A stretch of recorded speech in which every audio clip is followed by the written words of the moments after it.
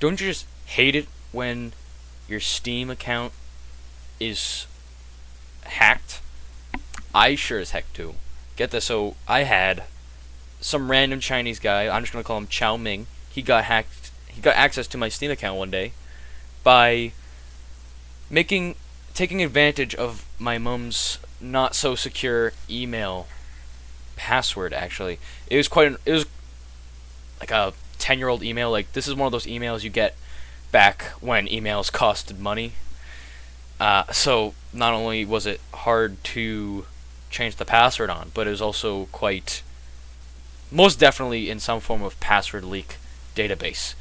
Anyways, Chow Ming, they reset the password for my Steam account, and then they set their own. They went on there, bought hundreds of dollars worth of games. They got banned on 2 other games, and then for some reason they returned all of the stuff and haven't touched the account since. Luckily, I caught this, a good 2 weeks after this happened, because I don't use Steam, because I'm not a gamer. I mainly just go on there to do there's some simulation games I'll chill on there with, like BeamNG Drive. That's a good chill game. Anyhow, I had to go through the headache of resetting all the passwords on the accounts attached to that email, and I also had to get in touch with support for Steam, clear up all the issues, and get all the garbage out of my Steam account. I had to then come up with not only a memorable but also secure password for all of these accounts, because since this is an old email, it was attached to quite a bit of accounts. And that is actually, honestly, it's the most common issue with accounts nowadays, is just everything's using the same account, same email. To prevent this from happening again, I needed to understand the risks. In fact, you also might need to understand the risks. It is really easy to prevent your email, or honestly just any account, from getting compromised. And all you gotta do is set a good password. And funny enough, a lot of websites will have those arbitrary requirements, like, oh, must be at least 8 characters, have a number and a symbol and an uppercase letter. But those don't necessarily increase what's called bits of entropy, which, for future reference, if you take your bits of entropy and then just do 2 to the square of bits of entropy, you can get how many attempts on average it will take for somebody to crack your password. That is for a future video, though. I'm probably not going to cover it in this video. Anyways, let's say you have an email, right? This is your go-to email. You use it for everything. You use it for your banking, use it for your, your Bitcoin exchange sites, and you also use it for, your phone bill and your Fortnite account. What happens if somebody steals that password? Think about what somebody could do with your email. Even if they don't have the passwords to your other accounts, they could maybe do a password reset like they did for my Steam account. That is a big weakness. In fact, that is the most common mistake a lot of people do. They just use one email for all of their online activities. And it's kind of like a domino effect, where each account attached to that email basically just falls one after another, because most services will actually provide a way to conveniently reset your password as long as you have your email address, which can actually be quite insecure now that we look at this from the angle we have now. So I actually came up with, it's still a little bit difficult. Oh, actually, know what? I wouldn't say difficult. I'd just say a little inconvenient to set up. But I call this solution a quote-unquote dynamic password system. It's supposed to kind of mimic a kind of like sandbox effect, but with your emails. Like, if you ever heard of Cubes OS, where every app can be in its own cube, this is basically the same thing, but with emails. So what you want to do is you want to group all of your accounts, including your emails, into a few categories. These are just recommendations, but for me, I would do critical, important, casual, and then finally disposable. And then basically what you want to do is assign a unique password to all of these groups of accounts. And now you might be thinking, hold up, why would you want the same password for all of these accounts? And you are correct. You don't have to follow that advice, but a lot of people don't like remembering passwords. In fact, a lot of people use the exact same password or a variation of the exact same password across all of their accounts. In fact, I was once part of that group until I went ahead and changed every single one of my passwords. Now, you also want to create a separate email address for all these groups. So for the critical one, you want to make a special email for those critical accounts like your banking. And then you also want to make a just as critically secure password for that. And I actually have some tips on making a good password. Usually though, you can just get a password manager like KeePassXC. I recommend XC because you can import all your passwords out of Google into KeePassXC. I'm going to make a separate video on that as well. But yeah, you can use KeePassXC, and you want to generally find a good mix between something that's memorizable or memorable, but also secure. Like I mentioned, I'm going to make a YouTube video on how to make a good memorable and secure password. It will have roughly 90 bits of entropy. So you would probably want to use this for slightly important to casual accounts. Anyhow, like I mentioned, you want to make an email for all these things except the disposable account.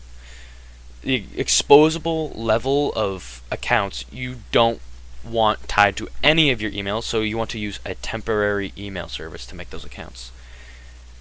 Now, after you make these emails and you link all these accounts to their varying levels of security, and then you also change the passwords to the varying levels of security.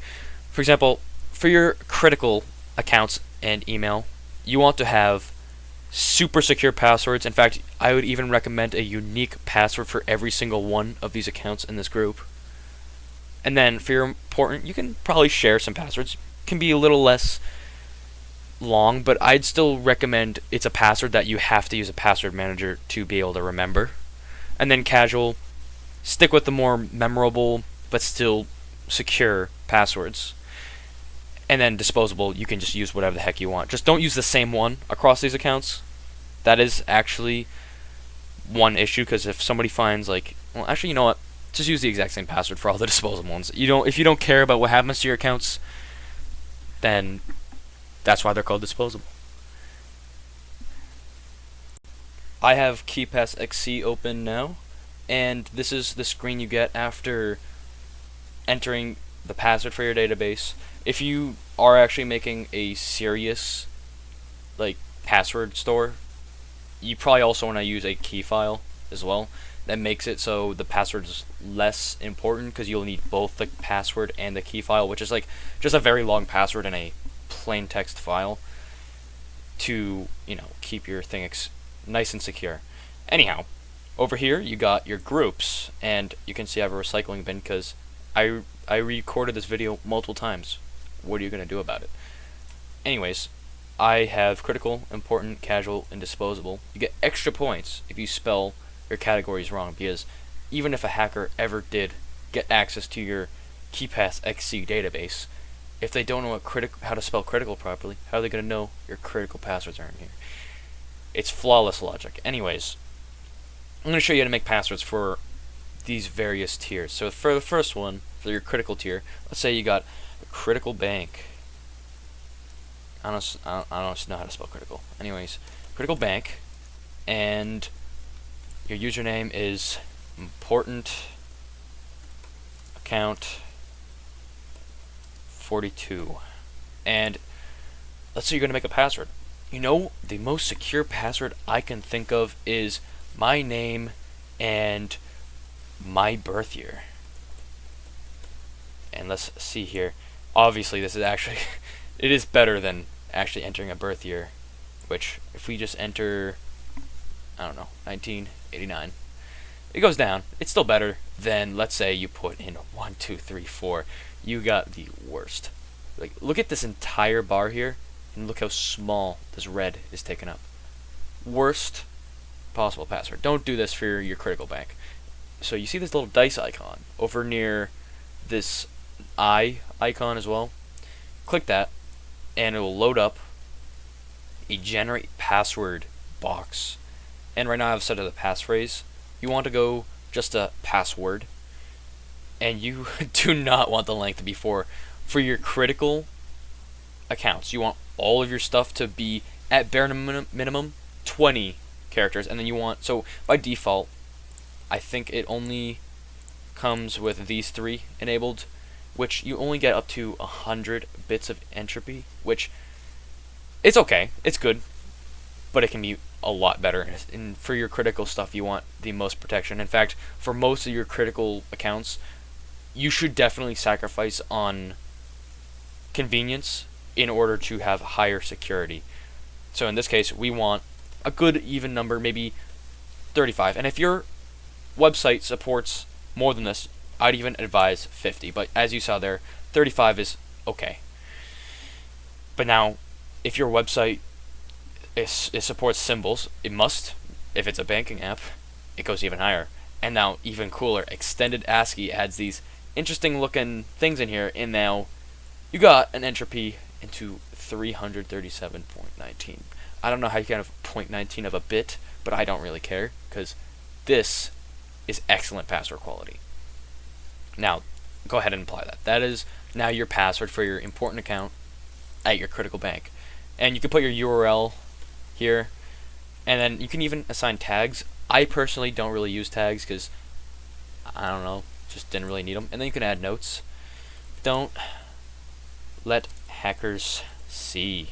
Smiley face, just so they know we have good intention. Now let's say your bank gave you like a security code in case you need to reopen your account in case like you forgot your password. You can actually go to the Advanced tab, and there's additional attributes. You can hit Add in the right corner, and you can just say backup code, right? And you can just put whatever they gave you there. Anyhow, this is how you set up a decent password for your critical bank. Of course, like I mentioned, if they don't support the extended ASCII symbols or more characters than 20, just leave it at the bare minimum. But just so you know, with these bare minimum, you're only going to get roughly around 100 bits of entropy, which this is about the level you want for a more casual or important account, not a critical account. Like I mentioned, you want as many as possible. Now, let's go down to the important. This one, we're going to make a new entry. Let's say, an important, it's still stuff you want secure, but it's not necessarily important to your life, if that makes sense. Like, your bank is important because, like, that's your money. You need that. But, I don't know, maybe your YouTube account. Maybe you use YouTube. I used to use YouTube quite a bit, and I actually, you know what, I still do. I still cross-post my Odyssey content there. And we put our username, pooperduper13, and now, same as last time, we want to go here and generate a password. But since this is not as important as our real life things, you can probably sacrifice a bit. But obviously this is up to personal preference. But let's just say this is something you don't want as secure as your banking. You can lower this down to the bare minimum of 20. And like I mentioned, always enable this extended ASCII. If you're going to be using a password manager anyways, might as well just enable that, right? It just gets you, like, look at that bargain. Just for one button press, you get all of that extra entropy. Anyways, this is good, but like I mentioned, let's just say maybe your clipboard doesn't support extended ASCII for some reason. You can disable that as well, and you still got a decent amount of guesses before somebody finds this password. So that's a nice, good one. It still fills up this bar. Acceptable. Now let's move on to casual. This one, I actually have my own method, which I'm going to show you, I guess, a quote-unquote wrong way and a right way to do this. So let's say this is your Fortnite account. Actually, no, I don't care about Fortnite. Let's do your Roblox account. This is what real based Giga Chads play on nowadays.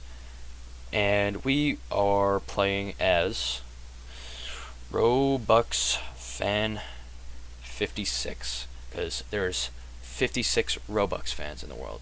So we want to go to the same dice icon, and instead of password, you want to actually do passphrase, and this is where you start to see it gets very insecure. Now, honestly, you could leave it at the default right here. You want, oh, actually, I don't know what the default is because I modified this multiple times, but you want to set it to 2, and don't set that to a space. Well, actually, you know what? Just to make it easier, I will set it to a space. But we're going to do some manual editing, which shindig vastness. So this is a technique I came up with, because I'm going to show you the wrong way. Putting random numbers in here, the entropy doesn't increase that much. So I'm going to keep it as a space. So spraying chamomile, I actually kind of want to redo that. Boxing Vista, that is perfect. So now, this is, like I mentioned, a mix of both memorable but also highly secure. You want to do, I'm actually going to try an easy number this time. I want to see if I can jukes it. So 1, 2, then, so we're going to do box 3, 4, ing 5, 6. I'm going to get rid of that space. And then v is going to have 56, wait no, 5, 6, 7, 8, and then sa is going to be 9 and 10.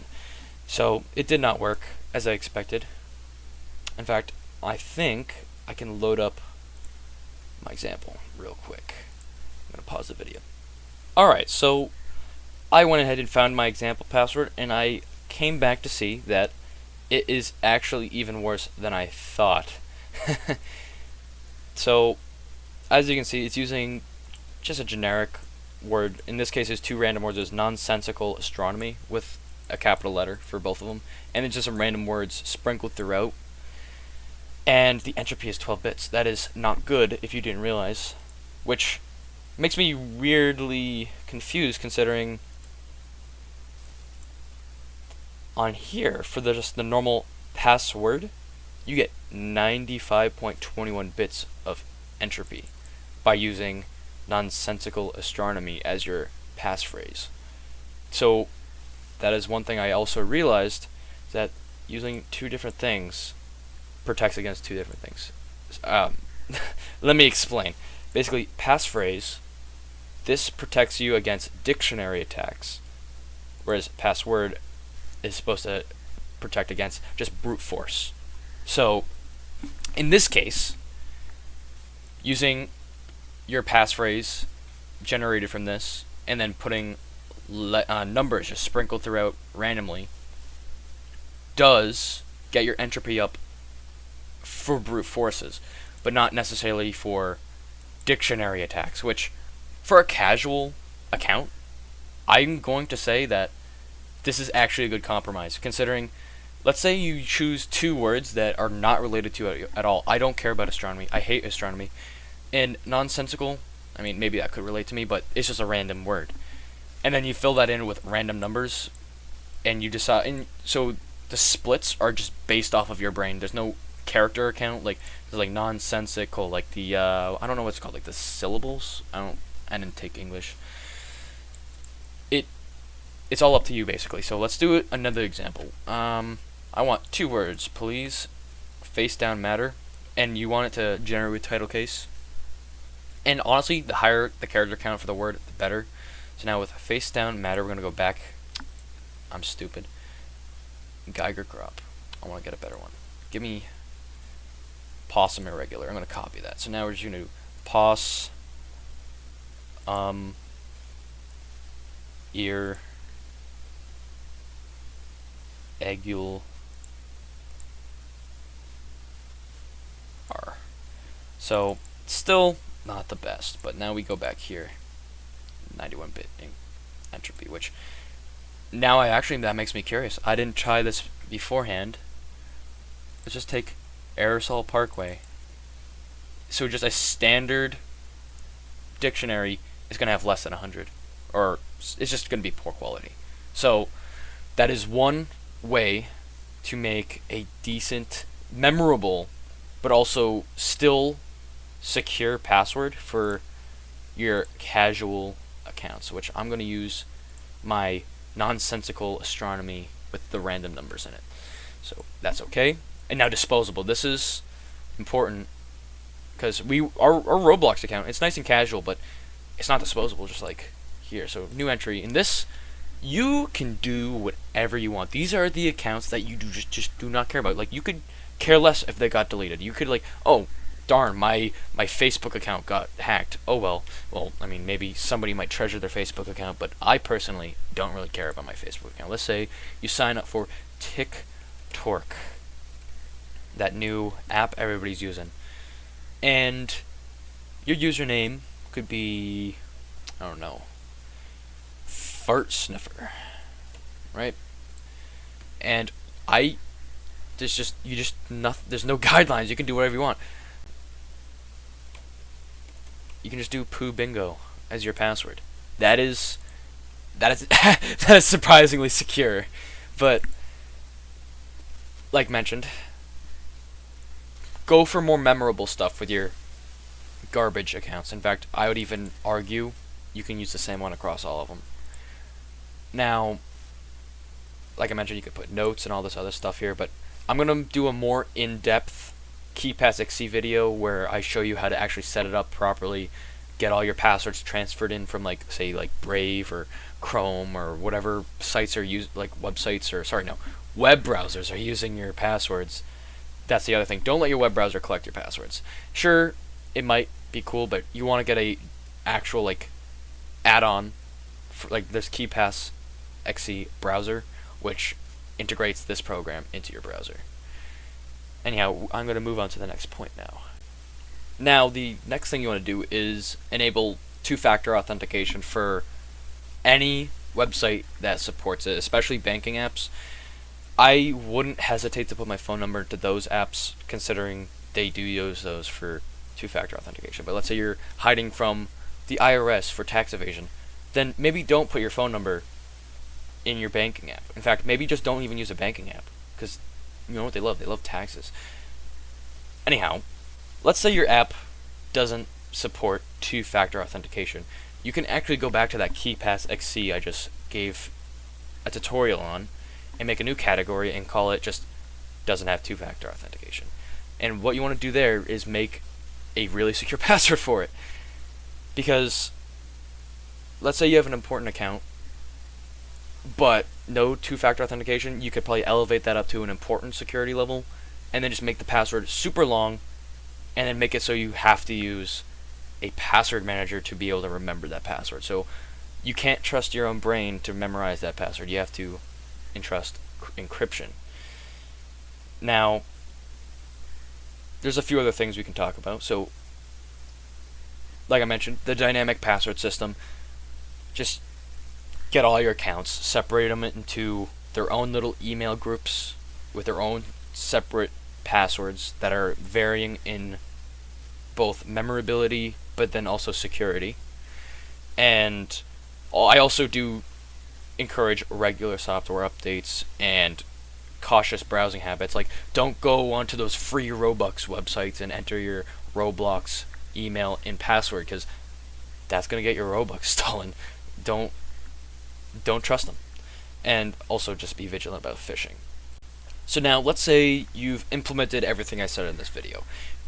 First of all, good for you, because you are now like 99% better than like any normie out there, and you could probably go flex on them like, ha, my passwords are going to be significantly more safer than yours, despite the fact I cannot remember a single one of them, except maybe that one account you keep on using every single day for whatever reason.